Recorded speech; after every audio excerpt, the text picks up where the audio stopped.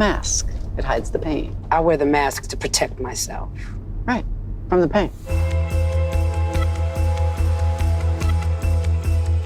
HBO's Watchmen is not only the best show of the year, it is the best superhero show I have ever seen.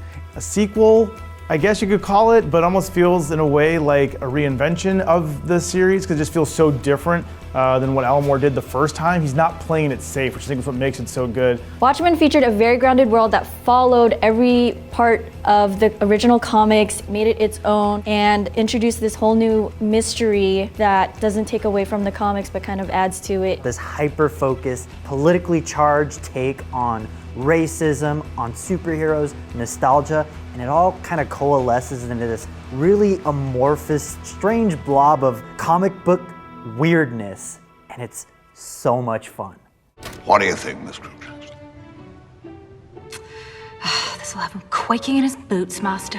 Now, what you have to remember is the comic book is considered the greatest comic book ever made, yet the show now retroactively makes it even better by exploring ideas that it maybe left a little untapped, and then in fleshing out the characters in ways that we never even thought they could be, while adding new characters that can stand side by side with the classic creations of Alan Moore and David Gibbons. It places so much importance on attention to detail in the way that Dave Gibbons drew the original Watchmen book. If you go through those panels, every single panel is packed with information and meaning that you don't even realize until you've completed the entire work, and then you go back and you flip back through those pages and go and realize what you were looking at. What's amazing about the show is that all of the little things that it set up, it ended up paying off.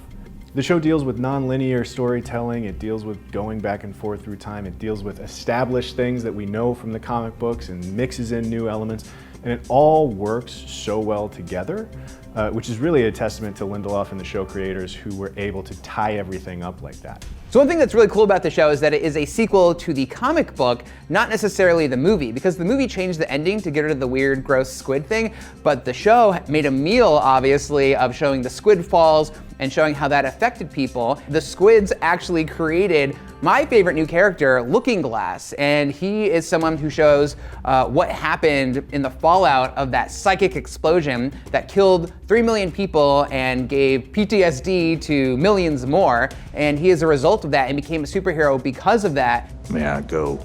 You surely may, mirror guy. I think my favorite part about HBO's Watchmen is how it recontextualizes what we originally thought we knew about the comic book, like the identity of Hooded Justice. I love his story because it's like a reinvention of the classic comic book hero mythos. You know, Superman was that first big figure, 1939, but you know, for all intents and purposes, Superman was a white guy, so it was kind of cool to have, at least in this reality, in this world, the Watchmen, the first superhero be an African American. I think that's just a cool twist, and the reason why he had to cover his face is not so he could fight crime, but just because people, so they wouldn't know that he was black, which I think that's a really interesting way to play on the superhero mythos. You ain't gonna get justice with a badge, Will Reeves. You're gonna get it with that hood. My favorite part was the nonlinear storytelling and the unraveling of the mystery that is Dr. Manhattan, just kind of piecing together all of the pieces of Angela's time as a cop and the White Knight, and just seeing how all those pieces fit together. I thought it was really cool how they used Dr. Manhattan as a storytelling device for one of the episodes where he was kind of experiencing all of these moments with Angela at separate times, and it just kind of built up together into a super climactic ending. You walk on water? Occasionally, yes. Cool. And the cool thing about it is I think there's plenty here to keep moving forward for more seasons if they want to, and I'm sure that they will at some point, but I think one of the great things about this series is that they intended it from the beginning to just be these 9 episodes. They didn't have to worry about the mystery box and teasing out mysteries for 8 seasons, 9 seasons, something like that. They just made 9 great episodes. So even if they never even make another one, it's still gonna be this great 9-episode piece of entertainment. It really takes the concept of Watchmen and applies it to modern times in a way that is fascinating, thought-provoking, and challenging, and something we don't get a lot in our superhero movies, TV, whatever these days. So the fact that it did that in stunning fashion in a way that broke my heart and really challenged my views on the world that I live in today, just makes this show a masterstroke. It is awesome. Well, it looks like we got things under control here. Cool costume. Thanks.